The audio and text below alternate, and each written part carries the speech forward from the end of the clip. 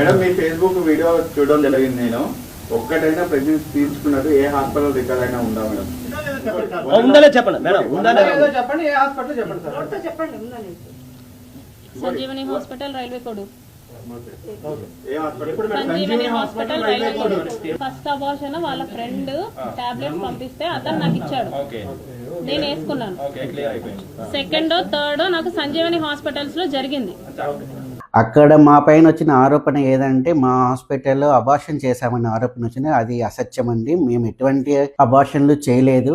హర్షవీణ అనే వ్యక్తి 29 వయసు గల ఆవిడ మా దగ్గరికి 5/9/2025 11:30కి కన్సల్టేషన్ కోసం అపాయింట్మెంట్ తీసుకున్నారు. 12:30 కల్లా ఆవిడ వెళ్ళిపోయినారు. మేము ఎటువంటి సర్జరీ కానీ సిజేరియన్ కానీ అబార్షన్ కానీ ఆవిడకి ఏదీ చేయలేదు సార్. అంటే అబార్షన్ చేయలేదు. అబార్షన్ చేసేటట్టుంటే మేము ప్రతిదీను రికార్డెడ్గా ఇట్లా ఓటీలో రాస్తాము. మేము కిట్ అమ్మిన విషయం అయితే వాస్తవము. 5వ తేదీన హర్షవీణ గారికి అమ్మిన విషయం వాస్తవము. ఇది మా ఓటీ రిజిస్టర్ అండి. ప్రతి కేసు, కనీసం కుట్టు వేసిన కేసు కూడా మేము ఖచ్చితంగా రికార్డ్ చేస్తాము. ఆవిడ వచ్చిన టైమింగ్ ఇది కూడా హర్షవీణ గారు 29 ఫిమేల్, మంజు యాదవ్ గారి కన్సల్టేషన్, ఆవిడ గైనకాలజిస్ట్ 11:30కి వచ్చారు. 12:10 కల్లా వెళ్ళిపోయారు.